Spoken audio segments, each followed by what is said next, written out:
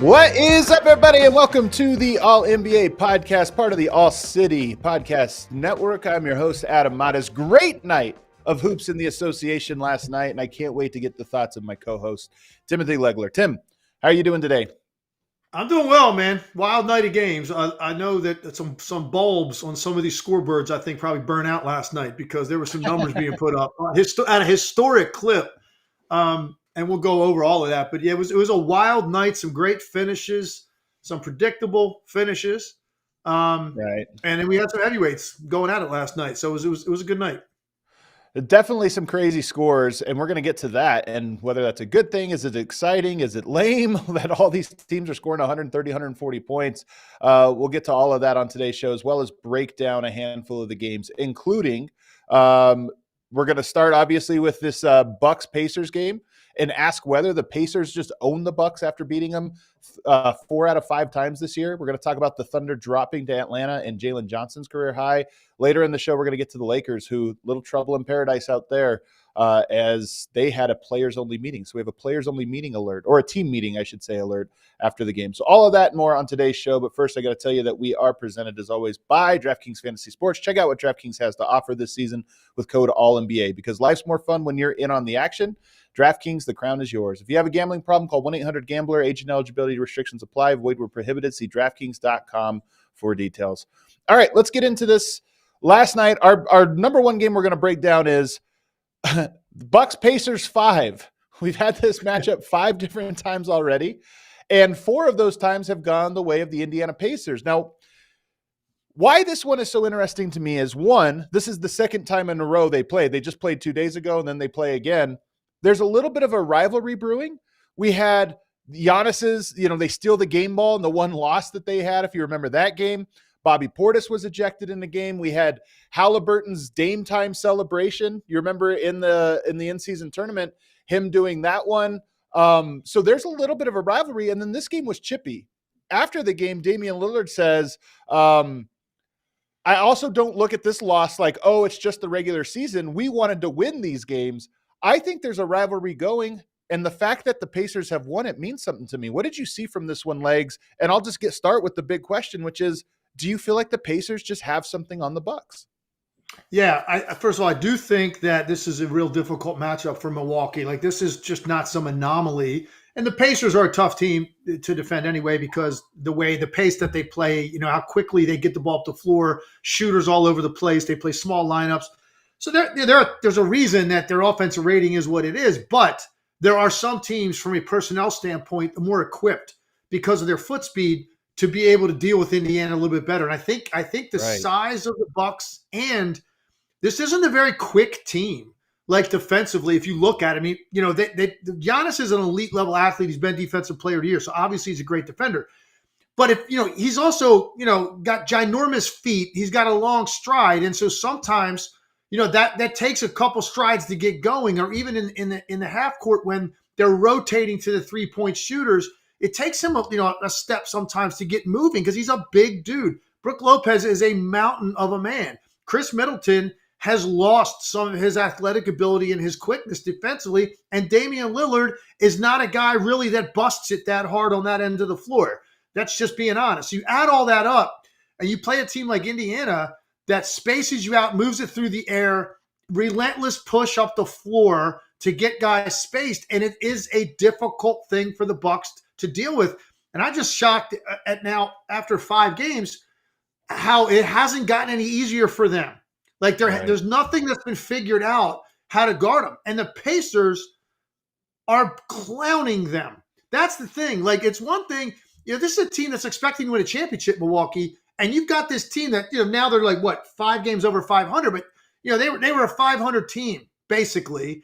And they're treating them with such disdain, how easily they're scoring. Right. And Halliburton's having the time of his life, and he's laughing and stuff. And he's constantly gesturing to the crowd and to the media and anybody sitting courtside. And it's like, it's crazy, because I would sum it up this way. The Pacers are acting like, Adam, they can't get enough of the Bucks. Yep. Give me more Milwaukee. And this is a team that's already won a championship with Giannis. And now they add Lillard. They're expecting to win another one. And the Pacers are treating them just like a bunch of dudes at the health club in a pickup game that can't guard them. And they're having so much fun doing it. That's what kind of stood out to me. But I think just from a style standpoint, this is a tough matchup for Milwaukee, because they have a big team and they're not super fleet of foot when it comes to covering ground defensively. This is not the defensive team that the Bucks won a championship with. And the Pacers are a nightmare matchup for them as a result. So they're glad this is over in the regular season. I know Milwaukee is. The best thing that could happen to the league, these two teams meet in the playoffs for a 7-game series. I would love to see it. I would love to see it as well. I don't think Milwaukee would love to see it. And your point about, they're glad not to see them. I kind of wonder about that too, because we're not even halfway through the season and they've played 5 times. We've talked about this a lot. The schedule's so weird this year. I feel like we got a lot of these, but I almost feel like Milwaukee has to sit on this now for 3-4 months. This is almost one where, hearing the quotes from the guys in the locker room after the game, they're bothered by the fact that they played 5 times and only got 1 win out of it.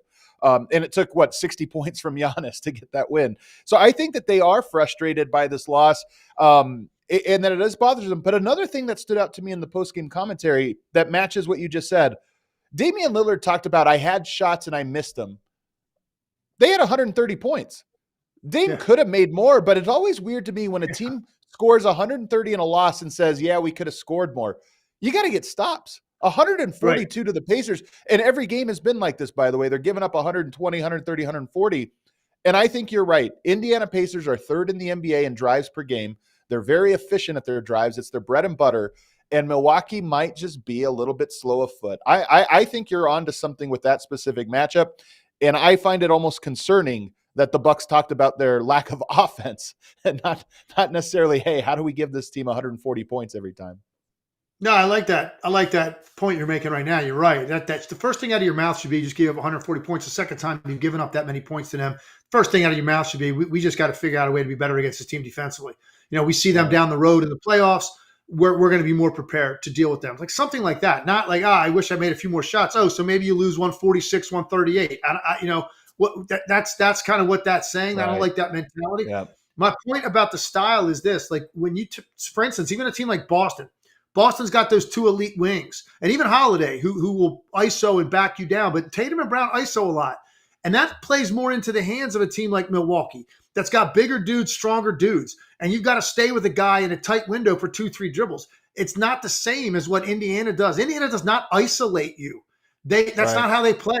It's a push up the floor with Haliburton either dribbling or advancing through the pass, or they get into a quick ball screen and they'll run multiple ball screens in the same set. But it's not like you're giving it to a wing and he's going to clear people out and pound the ball and put a shooter in the corner and a guy in the dunk spot. They don't play that way, and that's actually easier for Milwaukee to be able to defend than this. Because and I did a breakdown on it last night. I found 6 really good examples, and they only let me do 2 on SVP for time constraints. But it was about the bigs being behind the ball when the ball's coming up the floor and the problems that presents. Right. And also taking advantage of Brook Lopez's natural instincts to run to the rim on penetration. Because when he runs to the rim, because he's a shot blocker, now you set a chain of events in place. When the ball gets reversed or kicked out, now you've got to communicate those closeouts properly, and they're not great at it. And Damian Lillard is not a guy that really likes doing that much on that end of the floor anyway. You add it all up, the Pacers, again, had their way. And I will say, Haliburton is kind of like, I don't know if you feel the same way about this, because I absolutely love him. We've been raving about him on this since the beginning of the season on this show. We were early on him, yeah. He's getting a little bit Luka-ish with this, the gestures and the laughing and the smiling and all that, right? He's getting a little Luka-ish, and that's the one thing about Luka that drives me nuts, right? With the whole man, this can't get any easier for me. Look, I'm not saying I don't want guys to have fun, but it Yeah. just seems like Haliburton is doing a lot more of that than he was. Yeah. And look, maybe it's just because it's the Bucks and they kind of don't like each other now. And he's having his way, and it is probably very fun for him to play that. But man, was he doing a lot of that in the game last night. And it almost came off to me, Adam, the sense of these guys can't beat us. Because that's when you start acting like that. You don't act like that if you're thinking like, man, this is a real dogfight. You act like that if you think we're going to do whatever we want every trip up the floor because you literally can't guard us. That's what came to me. That's what he was emitting last night. And if I'm the Bucks and I'm watching these 5 games, and particularly the last couple, I'm taking that with me, thinking about 3 or 4 months down the road if they see him again. Because man, is that guy in a comfort zone against that team? And it's great for Indiana, but that would gall me if I were the Bucks. If I were Lillard and the Bucks and that coaching staff, Giannis, I'd be looking at that in the film session. That would really irk me more than anything. I love that you brought this up. And I imagine if you were to ask Tyrese Haliburton about this, he would say, yeah, I don't care. Because it felt like he gets first of all, the play of the year, we've seen this 5 or 6 times from Tyrese Haliburton, is hitting a dagger 3 with an and one. Right? Because we've seen him do this a handful of times, even against Milwaukee. And he had one in the fourth quarter last night. Dagger gets the and one, and he gets up and he's smirking and he walks around. He kind of does a whole lap around the court with a kind of a laugh and, a smile in his mouth. And it was one of those things where I was watching it and I go, we've talked about Tyrese Haliburton being a player that plays with joy, and he does. But sometimes that joy, like last night, almost became a laughing at the opponent, or at least that's how it came off. He definitely did that to Cameron Payne. He that's did the play a we're shot talking with about. Cameron Payne, and he basically turned toward the crowd, and whoever it was kind of like pointing over his shoulder, like, man, this is who they're trying to check me with. So look, and again, I'm not criticizing Haliburton at all because I love the way he plays. He plays the right way. I don't even know if it's bad. It's just better. a no. But I'm just saying, like, I'm just talking about it really from a Bucks standpoint. Seeing that, and this is a team that's supposed to have championship medal, and you think that you're going to be in the mix here at the end, and you allow a team to treat you this way, and a player to have to really have that much disrespect for what you're doing to him defensively. That is what the Bucks should hold on to as they think about that team a little bit. As you now fit, it's crazy. They played 5 times in 56 days. It's absolutely insane, and now they're done for the year. And unless they somehow meet up in the playoffs, which is possible based on how this is all going to play out, it's not unlikely they could be a 2-7. That's very possible. Yeah, there's also something to Indiana because they're not the most consistent team. They really fluctuated coming out of the in-season tournament, but they're always great against Milwaukee. And I wonder if you can speak to this as a player, your experience. Young teams, the focus can be inconsistent. It's very clear that they take this matchup seriously. It's like a marquee game. They feel like it means something. And then they'll come out some nights and they just don't have it. And I just kind of wonder if this is the trait of a team like that, where they are consistently good in the quote unquote big games, but consistently bad in the games in between. That's just something I've noticed because the Pacers looked like, playoff upset caliber a team last night, but they don't always look like that. Well, I'll say this. I think from what I'm picking up from the Pacers, this has less to do with them like seeing the Bucks as a contender and getting up for it as it is knowing they have freedom of movement and they're not getting hit and they're not getting pressured. And so when you've already had 4 games of success in that way, they come into the game last night complete loosey-goosey, knowing that even though the Bucks started off pretty good on their end and they had a lead, it was like Indiana never sweated that at some point they're going to find their rhythm. And man, did they ever in the third quarter. I think they had a 47-point third quarter. I mean, they dropped almost a 50 spot on a team that could win a championship in the third quarter.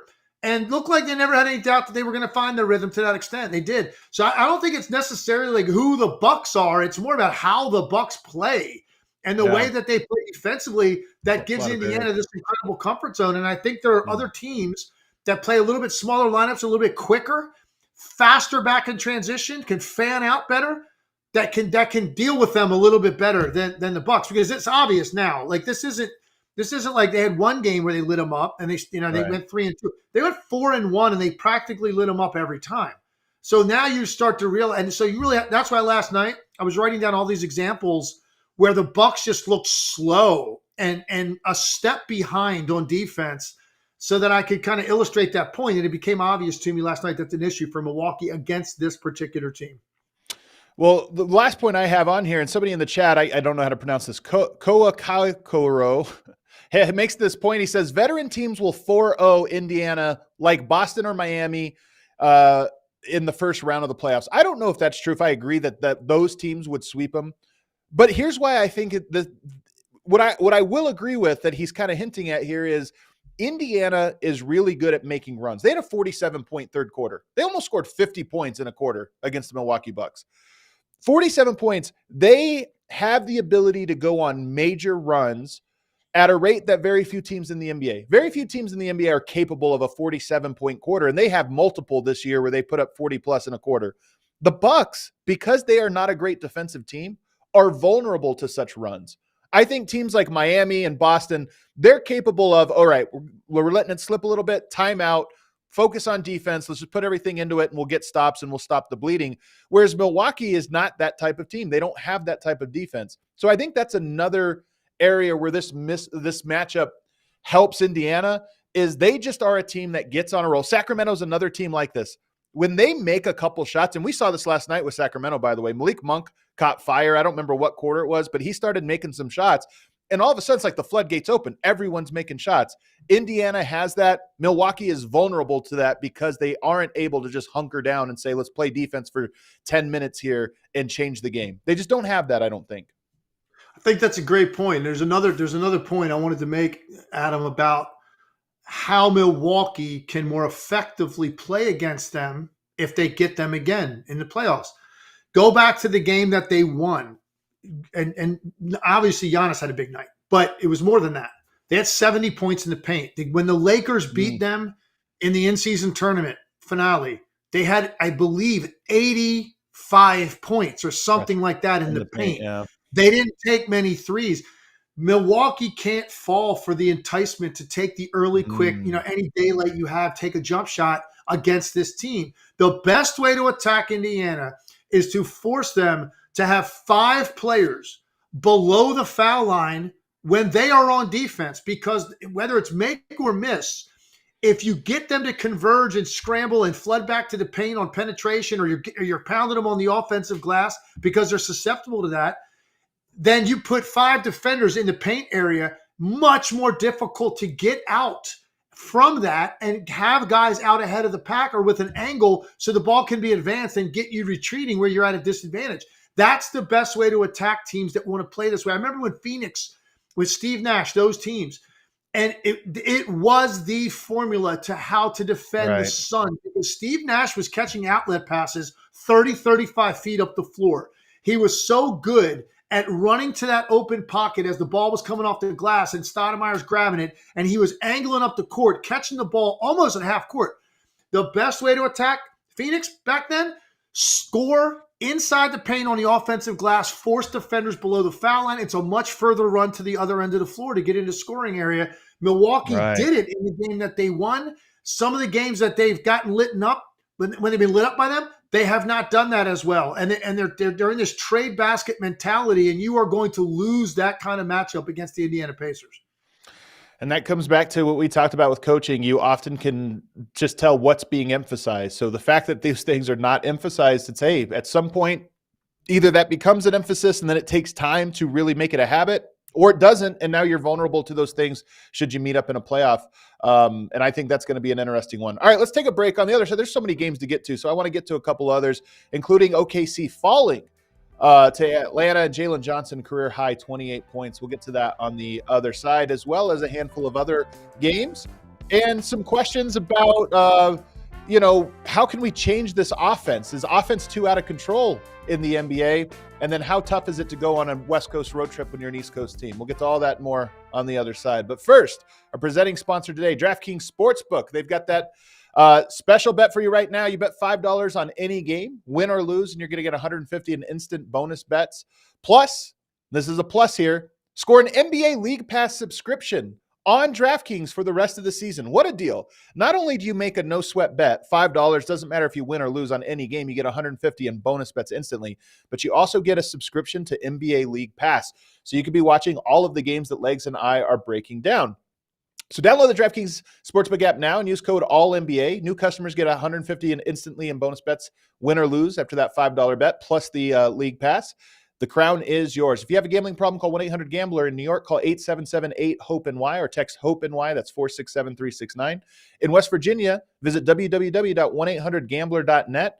Please play responsibly. In Connecticut, help is available for problem gambling. Call 888-789-7777 or visit ccpg.org. On behalf of Boot Hill Casino Resort in Kansas, must be 21 or older in most eligible states, but age varies by jurisdiction. See DraftKings.com/sportsbook for details and state-specific responsible gaming resources.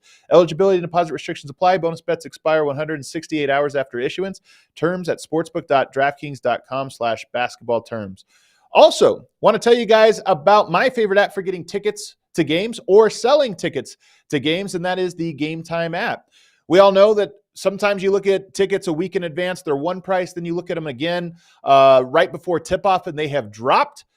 That's the way you can do Game Time. Just show up to the arena, maybe grab a drink outside at a bar nearby, and then right before tip-off, you hop on the Game Time app and you check out what they have going on price-wise. They have a great feature on the Game Time app that I love, which it tells you the all-in price. So you don't say, oh, I'm paying $70 for this ticket, and then you go to checkout and it's $140 because of all of the fees. They have a little button you press right on the top screen that just says, give me the all-in price. You click on that and you know your final checkout price, no hidden fees or anything like that. It helps you make your decision. And then, of course, you can look around the arena. You don't know what a seat looks like from a certain vantage point. Well, they have a view from every seat in the arena so you can know exactly what it is you're going to be getting when you buy the tickets. So take the guesswork out of buying tickets with Game Time. Download the Game Time app and create an account. Use code ALLNBA for $20 off your first purchase. Terms apply. Again, create an account, redeem code ALLNBA, ALLNBA for $20 off. Download the Game Time app today. Last minute tickets, lowest prices guaranteed. All right, back here, let's get to some of these other games, a little bit of rapid fire. The Thunder, who have been the darlings of the NBA for the last little bit here, Legs, they actually dropped a game to the Atlanta Hawks. Why? Because Jalen Johnson had a career-high 28 points, doing a little bit of everything. He scored in transition. He had ISOs against smaller defenders, bank shots, three-point shots, some defensive versatility. I was impressed with him. That's what stood out to me. But what stood out to you about this game, and why did the Thunder fall? Yeah, they just never really got into a rhythm, and this is going to be the theme of the show today, I think, with all these games. Not getting into a rhythm defensively where you can string together stops. They finally made a run late. This game got very interesting there in the last couple of minutes. It ended up with pretty good look as time expired to send that game to overtime. Really well executed sideline out of bounds play that got Isaiah Joe a really clean look in the corner. Yeah, I mean, and the defenders completely fell asleep on that, but it was well designed. Jalen Williams dives to the rim. They hit him under the rim. And then for whatever, they're up 3, the Hawks. For whatever reason, the defender guarding Isaiah Joe just kind of turns and watches the action in the paint. And Isaiah Joe just leaves and runs to the corner. That was the play design, Legs. The play, that happened. It was kind of crazy. The play design wasn't even for a screen or something, Legs. This play design was, there's like 3 seconds, and you had Jalen Williams going to the rim, and the defender just thought, oh, they're going to go for a quick 2. That's what he thought, and I'm sure that's what he thought in his head, so he just stops on the play, but it really was a decoy. You look like you're going for the layup, and then you pass it, and the defender's like, oh, crap. I just left a great three-point shooter wide open in the corner. Yeah, and with 3.5 seconds or whatever it was when they took it out, like there's no way you should be thinking they're taking a quick 2. And you're guarding, by the way, maybe their most dangerous catch and shoot three-point shooter. That's what Isaiah Joe's on the floor to do. You're chest to chest with them. You stay chest to chest with him. I'm not even sure. I didn't see the more than like a replay to check who. I don't know who's the defender on him. Do you know who the defender was guarding Isaiah Joe? But completely turned his head back to him and left him off to the court. Anyway, he missed the shot. Clean look, and Atlanta survives a game in which they just controlled the entire time. They were up double digits the entire way in this game. At one point, it was almost 20 points. So I was just really impressed with how easily they were scoring against Oklahoma City. And I did say this after the game, though. It was, of everything to come out of this game for Oklahoma City, I was like, that's impressive to me. They played an incredible game against Boston the night before, right? Big time marquee game. They played great in that game. Now you're in Atlanta, a team that can score. So it's back to backs. And this is new. This is other people talking than me saying about the back to backs. You know how I feel about that. But all right, it plays into it a little bit.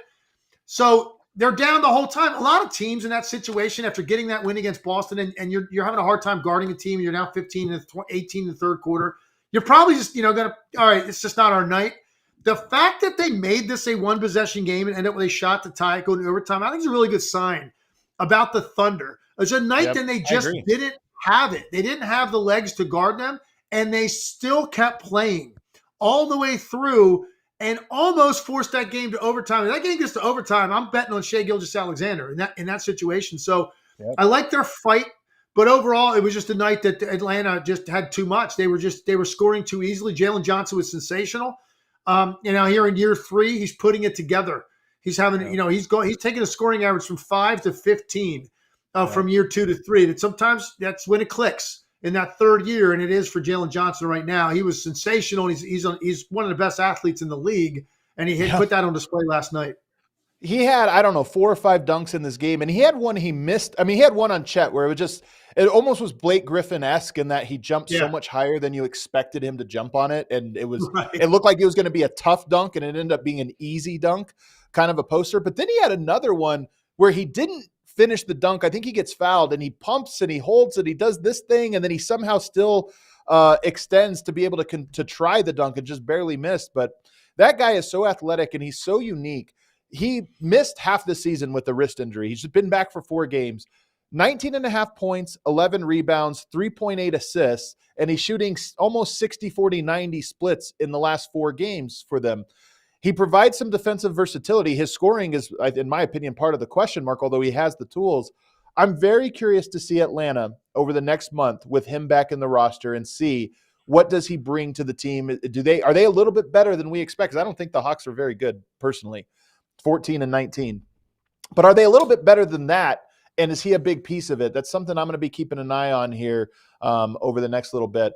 Let's go to the Phoenix Suns falling to the Los Angeles Clippers last night. Paul George went off in this game, especially in the first half, and the Suns really wasn't close. There was a lot of garbage time in this one. What stood out to you about this game? Well, first, what stood out was, you're disappointed because this was a game you're hoping to get Kevin Durant out there for. No Durant. Because Clippers are full strength. You wanted to see the Suns at full strength because with the talent that these two teams have, and I think there's a lot of uncertainty in the West. I don't think there's any uncertainty around Denver. Oklahoma City and Minnesota have been great to this point in the year, but they have very little playoff success under their belt. So Denver's the one proven commodity that's right there near the top of the West, and they're going to be there in a very difficult out, and maybe they repeat as champions even. The two teams with the talent level to make it super interesting in the West are the Clippers and the Suns. They're the two teams, and the Clippers have really figured things out right now. They're the way they're playing in the flow of their offense, and Harden's super comfortable, and Kawhi's playing every night, and Paul George is playing efficiently. They've got a lot of depth. They've got role players that fit perfectly around them. They're just cooking right now. And then Phoenix, they finally get Beal back, and they're playing better. But I wanted to see these two teams go full strength to get a better idea, at least here early, of which team maybe could lay claim to being a bigger threat to Denver. And it's going to take some time to see that play out, but I thought I could get a taste of it last night. And then it was, other than Durant not being there, being disappointed, it was just the efficiency with which Paul George and Kawhi Leonard played. Their best 2 players both go for over 30, and they shoot 17 for 30 from the field. When those 2 guys are playing like that, the game is so easy for everybody else on that roster. So I would call it workman-like performance out of the Clippers. They took care of business against a team that was short-handed, missing a great player, and they didn't let up at all. The couple other games to kind of hit here before we get to the Lakers one, because I want to talk about the Lakers. The Kings beat the Magic in a really good overtime game. And this was one where you lose Franz Wagner. He only plays 5 minutes in this game, but you get a monster output from Paolo Banchero, 43 points. He did have 8 turnovers, and he had an opportunity to tie the game at the end there. Sacramento, I mentioned this with Indiana, but they have so many scores and so many 3-point shooters. And I just feel like with them, it was the second quarter when they have a guy like Malik Monk come in and hit a couple threes, and he was 7 of 13 in this game, but he had a couple of those in that second quarter. It just has a snowball effect. Orlando's ability to survive that, though, like you said with Oklahoma City, tells me that they're made of something good, because that was a 40 to 25 second quarter. You felt like they were cooked, and they bounced back in the second half and then push it to overtime. So that's what stood out to me. It was an impressive game. Orlando's on that West Coast road trip, and this is one that if you win this one, you feel like you had a great road trip. You're like, you know what? We got a big-time win. We did okay. You lose that one in overtime, it's kind of crushing. Yeah, it hurts. It hurts. You got West, and you play a good team that's hard to guard. And, these are like statement games for young teams like Orlando that have been a great surprise, I think, for a lot of people, their record. And you go and you win a game like that in a shootout against a team like Sacramento that had all that success last year. It's absolutely a confidence builder. And look, you're not going to be devastated over it, but man, that certainly is a nice way to leave Sacramento. And eventually, when you got to come back east, and you know that you went in there and you played them in a game that absolutely fits the style of the Kings, and you still were able to go toe to toe with them and almost pull it out. It's a tough loss. Sacramento holds on. Another one of those shootouts. We had 5 teams get to 140 last night, Adam. It's the first time in the history of the league. And you had 5 other teams with 130 or more. So you had 10 teams over 130 points. And both of these teams very close to getting to 140. You also have 7 go for 140 if both of them get there in one night. And this was just another one of those games. I had 6 TVs on where I was watching, and it's just like all of them. Just the numbers and the shot making was really blowing me away last night. And this one may be at the top of the list. Let's move on now to the Lakers, because I want to spend a little bit of time with them on them.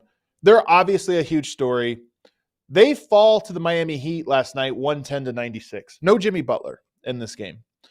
And after the game, a couple notes on this one. It was the third different starting lineup in 3 games. All 3 of those games are lost. So they lost 3 in a row. They had a different starting lineup in every single one of those. It's their 10th starting lineup of the year. And then, Anthony Davis's numbers have been absolutely insane through all of this. Even last night, if you just look at the numbers, 29 points, 17 rebounds, 6 assists, 3 steals, 5 blocks. He almost had a 5-by-5. He shot 10 of 17. Those are great numbers. Got outscored by 13 points while he was on the court, and that's been a trend. He's putting up monster numbers. He's looking the part, but yet the Lakers are losing the games and they're losing the minutes he's in them. After the game, though, there was some discussion in the locker room about, hey, maybe not everybody in the organization is very happy. There was a report from Shams Charania and Jovan Buha at The Athletic that said that there's currently a deepening disconnect between Darvin Ham and the Lakers locker room. 6 sources with direct knowledge of the situation say, raising question about the head coach's standing. And this stems from an extreme rotation and starting lineup adjustments recently from Ham, leading to a fluctuating rhythm for several players across the roster. Legs, this sounds to me like BS. Not saying it's not a legitimate criticism. It might be a legitimate criticism, but this sounds to me like a team that's spiraling, and they found the one thing that they're going to say, it's all because of this. I don't think it's that. No, there's a lot going on here with this team. We talk about them so much, and it just because they have LeBron James and Anthony Davis on their roster, they get as much attention as they do, because the way that they play some nights, they don't deserve it, the amount of discussion they get. There's just something that's not right with this team. Now, look, one thing that we need to mention, and Gabe Vincent's been out. He's played 5 games. Like that was a major acquisition in my mind. And he has not been there. You had 2 starters play last night, combined for 48 minutes without scoring. Yeah. I mean, that's wild. 2 starters without a point. That's a look around the league. Look at the starting lineups of all of the teams that played last night. Look at the shot attempts guys get these are also wings. It's not like some center that's just setting picks and diving on them. You're talking about wings, Taurean Prince, Cam Reddish. These are guys that can shoot the ball, score the ball, and you have 2 donuts in your starting lineup. That just doesn't happen in the NBA, right? Especially now, because everybody gets shots. If you're a starter, everybody gets a couple up in the first 6-7 minutes of the game. It's almost the way NBA games start all the time. And with the numbers putting up, just go look at starting lineups around the league. You don't see that. Look, some of it is them. Cam Reddish to get one shot off. Like there's something, you have something to do with that. Taurean Prince goes 0 for 6, 0 for 5 from the 3. All right, so some of that's on him. Some of it is on the way they are playing and stylistically how they are playing. And Miami's not the kind of team you want to play if you're the Lakers right now because of how hard Miami's going to make you work for everything you get. That's like the last team. The Lakers needed to see somebody really soft last night while they're trying to find their mojo and rhythm offensively. That's not the Heat. The Heat were physical. The Heat are sharp. They execute. They don't make mistakes defensively with their rotations. And they did a really good job of taking away a lot of other guys on that team, even though Anthony Davis had a pretty good night. This was a perfect matchup for me personally, and like the narratives coming out of this one, because another thing that came out of the postgame was Darvin Ham saying, we can't find any consistency until we get healthy. It's as simple as that. Boy, does that stink. Boy, does that feel like a wrong message to send to your team. The Miami Heat last night were without Jimmy Butler. They started Nikola Jovic. They started him. Not that they played him. They started him. He played 28 minutes. They've got guys that, are in, Josh Richardson playing big minutes. They got Kevin Love. Like, they too are shorthanded. And after the game, Darvin Ham even was asked about that, and he said something to the effect of that, insinuating that it is more difficult to play without D'Lo and Rui than it was for the Heat to play without Jimmy Butler, which is another thing that I just feel, if you're a coach, even if you believe that, which I think is ridiculous, even if you believe it, it's don't say that one. Don't use it. Just don't put that out there of like, hey, we got to use an excuse. And then I had our producer, Emma, do some research here for you, Legs, just because I wanted to see if I was being unfair. The Lakers, 10 starting lineups this year, which is a lot. The Miami Heat, 19 different starting lineups. Twice as many They've had way less consistency than the Lakers this year. And yet, look at the Miami Heat getting the win on the road and being 20-14 right now despite that. So to me, I look at all the things with the Lakers and I look at those quotes and I go, something deeper is going on because you're using an excuse here when another team had a better excuse and didn't need it. Well, and I think, look, and I'm not saying that Darvin Ham's a bad coach, but when you're comparing him to a guy like Eric Spoelstra, it's not a fair fight. I think Eric Spoelstra is the sharpest guy in the league. Yeah. So you bring up 19 different starting lineups. The reason that they can continue to roll, it's because of what they do from day one as they prepare for their season. The way that they play and the decision making and the way they're connected, that's like stylistically built into the organization. So you can plug and play guys all the time. And he's done it year after year. He has a different cast of role players, it feels like, and he maxes out who they are. So that's why you can play right through. If you're Eric Spoelstra in the Heat, guys not being there, you don't notice it as much. And I also completely agree with you. If I'm a head coach in the league, you're not going to hear me talk about guys not being there ever. Not at the NBA level. This isn't like you're a high school coach and you have one star player that's being recruited by the E1 schools and he's out with the flu and you lose. Maybe you go, yeah, you know what? We didn't have the one guy in our team that can get 30. This is the NBA, man. Like, guys are capable of stepping up. And obviously you're shorthanded with guys missing. That goes without saying is my point. People already know that. Yep. So instead, you go in a different direction with your discussion about what you did see and where you needed to get better just based on who was on the court tonight. You never want to go down the road of talking about guys not being there. That definitely sounds like you're trying to protect yourself or defend yourself, and that's not a good way to go. And one thing about this list of starting lineups, the Heat have the most in the NBA with 19 different starting lineups this year. That's more than one every other game. 50% of their games, a new starting lineup. The Mavericks also have 19. Then you go Pistons, 18, Grizzlies, 17, Blazers, 16, Jazz, 16. Outside of the Heat and the Mavericks, those are all bad teams. So the Lakers not even in the top 7, first of all, in most starting lineups. And yet the Heat somehow can lead the league in different combinations and be 20-14. It just shows you that there's something there about the culture. And Legs, I didn't even have this on the docket to ask you, but I'm thinking of it as we're talking about this. Oklahoma City, there was a really good article by Anthony Slater at The Athletic today that talked about how they have a unique developmental plan where years back, 3 years back when they started this rebuild, they said, we want every player to have every skill, and we have these drills in practice where every player, I'll throw the ball, there'll be 2 guys on the court, and I'll throw it to one of them. That's the ball handler and pick and roll. So it doesn't matter if it's Chet Holmgren, the big Jalen Williams, Isaiah Joe, everybody tries being everything because they want that versatility. They want a culture of we all share the ball. We all can run pick and roll. We all can be a screener. We all can be a passer, whatever. I love that. Miami Heat clearly has an institutional culture that they're building. And I just wonder, the teams that we're seeing success, Indiana, Denver, Golden State in the past, they're teams that aren't just developing talent and assembling talent or systems, but they're developing an identity that says, hey, we all do all these different things. Miami is doing it. The Lakers are not. And as a result, I honestly think it's why you're seeing a split. And the successful teams, by and large, are like the Heat and like the Thunder. Very good point. And I think another way you could put it is that what teams that you're kind of institutionally doing it, what you're doing is not only creating an identity, you're also creating a mindset that it is every night. It is about how we play. And if we play our style well, then it's not going to matter as much what they're doing or who they're playing or what team we're playing.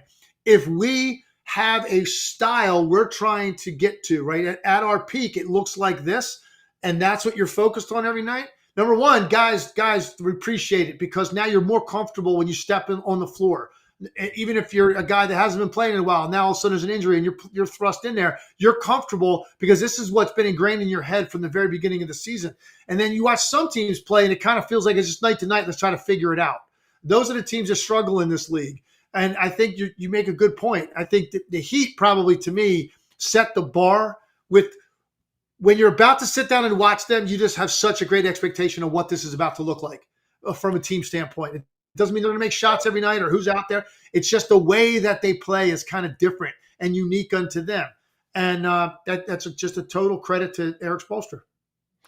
Speaking of culture, 2 days ago, so this is a little bit of old news, but after the game on Wednesday, Klay Thompson went to the podium and had a very interesting quote about a conversation he had with Steve Kerr. And Steve Kerr told him that rather than forcing it, they had a conversation about just enjoying this last chapter of my career. That's a quote, last chapter of my career. He helped me realize that I have negative energy and that affects the team. And I need to just kind of put my mind around enjoying this experience that I'm going through. And I love this. I don't love everything that Steve Kerr says or does as a coach, but I loved this message because I do think there is negative energy sometimes to trying to recapture something that's gone, trying to be this or be that, and less of a just enjoy whatever it is we're in. Are we in our last dance championship run? Is that already behind us? I don't know, but just try to enjoy it. And there's a freeing nature to that. And I just, I don't know what's going to come of Klay Thompson, but he clearly has been a guy for 2 years now that is trying to recapture an old glory that appears to be gone. But it doesn't mean his career's over. It just means it's a new phase. And I loved that messaging. And I'm just kind of curious what you thought of that sort of, it clearly resonated with Klay. Yeah. One of the great stories of the week, because part of what you're doing as a coach, a big part of it, particularly when you've got a history with guys and that you've been around them a while, the psychology of the day-to-day is part of your job as a head coach. Yeah. Even with a guy like Klay Thompson, right, whose resume is unimpeachable. He's going to the Hall of Fame. We all know his place historically, where he ranks, 4-time champion. Even with a guy like that, man, psychology of your players is part of your job as a head coach. And so I think the message, and he's first of all, he hit it head on with Klay. Klay wears it overtly. I've always described it as squeezing the ball too tight. And look, it's a fine line with guys like Klay Thompson because the reason he's as great as he is because he has that much pride in what he's doing, okay? It matters that much to him. That makes him special. He cares that much on both ends of the floor. He's always been that way.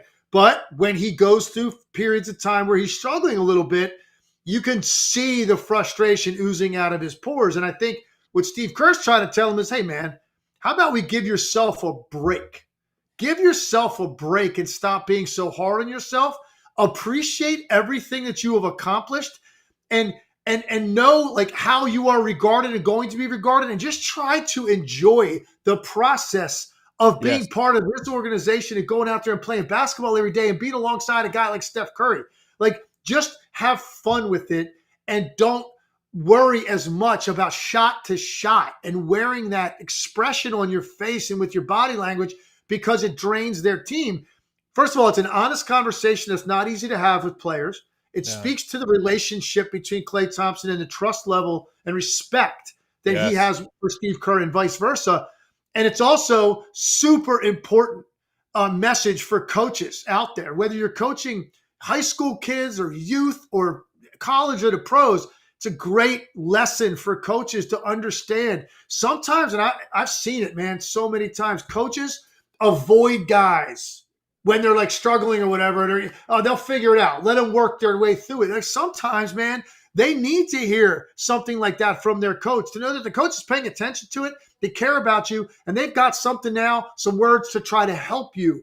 And it's a great lesson for coaches across the board because you do have to get in between the ears of your players sometimes and give them a different perspective to allow them to relax a little bit and enjoy what they're doing a little bit more. And it's amazing how sometimes that can unleash great results.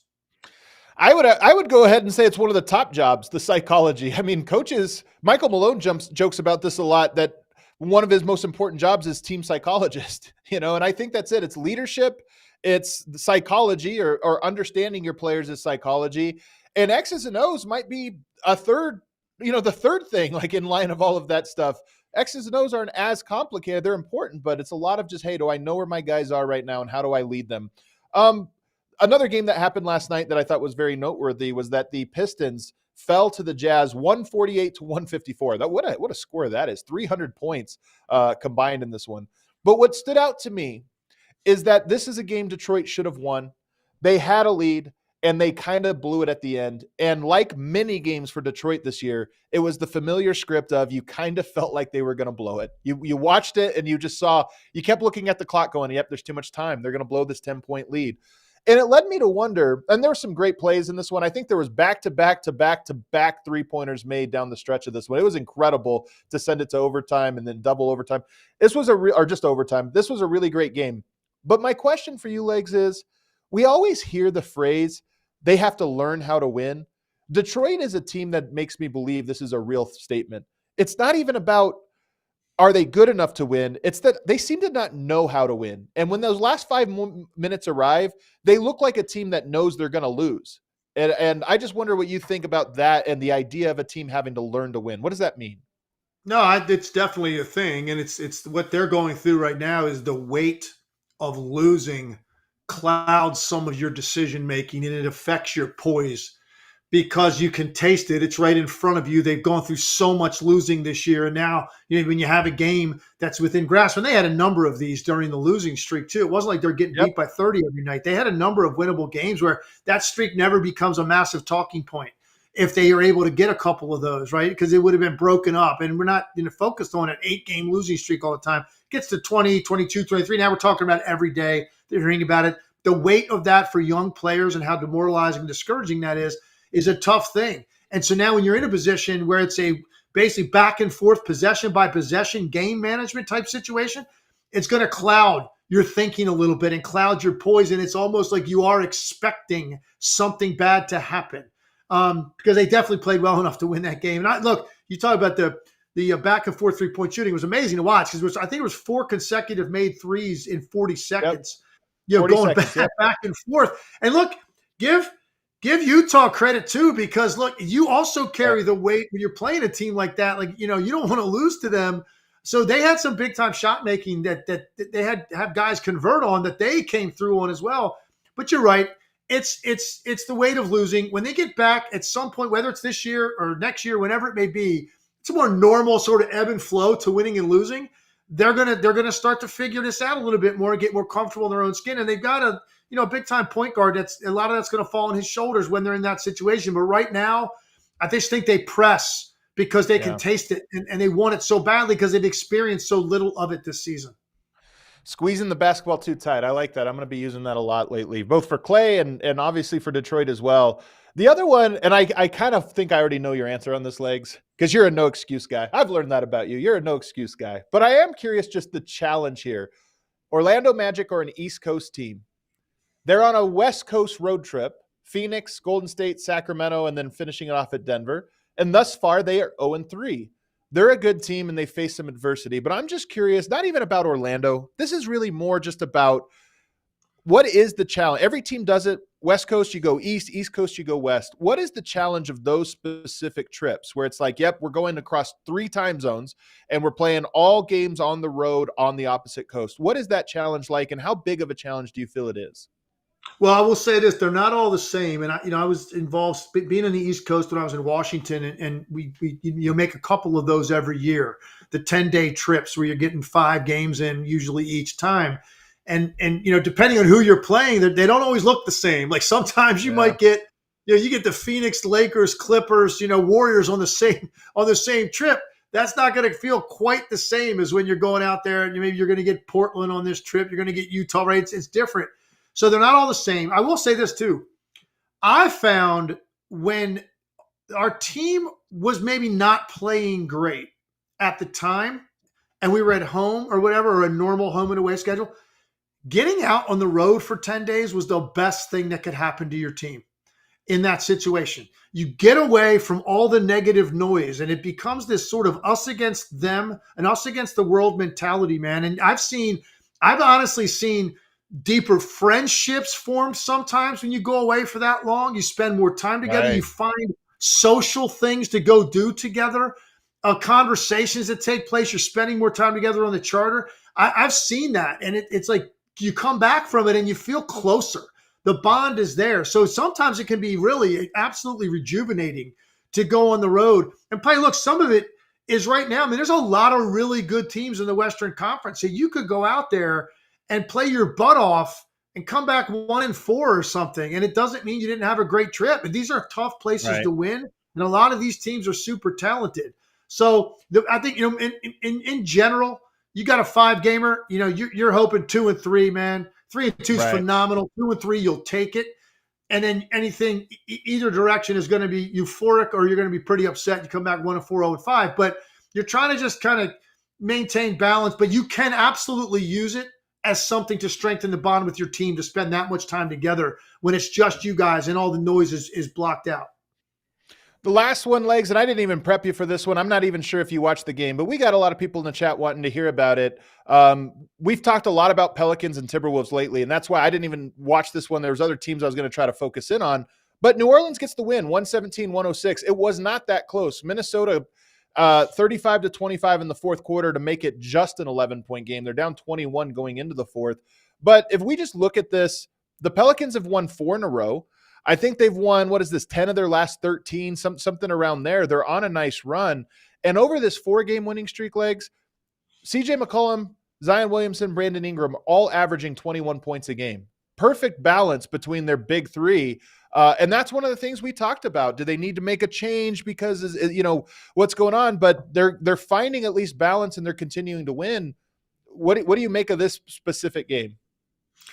Look, they've got the talent because they've got the 3 areas of the floor covered, a lead guard that's a top shelf player, a big wing that can score, and then a power player that finishes at an incredible efficiency rate in the paint. So they've got all 3 areas of the floor covered, and then they've got the necessary role players. They've got a big screen setter and rebounder and Valanciunas who can also put the ball in the basket. They've got some shooting. They've got some young bouncy legs. They've got some guys like Alvarado who come in and disrupt and create stuff with their defense. So you and I have talked about it. I really like their team. It's always going to get back to the same thing for me. Always. Is Zion Williamson playing as hard as he can play? And he's been playing pretty well right now. And he had a really good game last night. And this is against a big front line, best defensive rim protecting front line in the league. And he goes 11 for 15. And he's 6'7", going in there against these guys and has no problem finishing over them. Gobert had 1 block in the game. And that was really Zion, man, taking it to him. And he lit the Lakers up, and he played so hard in the Lakers game. He was so decisive and quick bursts. When he plays that way, I look at the New Orleans Pelicans and I say, this team has 2nd-round talent or beyond. There's no doubt in my mind. It's all about getting the chemistry that it seems like they're establishing now. Staying healthy is a big problem for them. Stay healthy and then continue to push yourself if you're Zion Williamson to squeeze that extra 10 or 15% of energy out of yourself. Have more double-digit rebounding games. He's had 5 all year. That doesn't seem like that makes any sense to me for a guy that powerful and athletic to have 5 games all season with 10 rebounds. And it's little things like that. And I don't know if that comes from his teammates, his coaches, or just internally.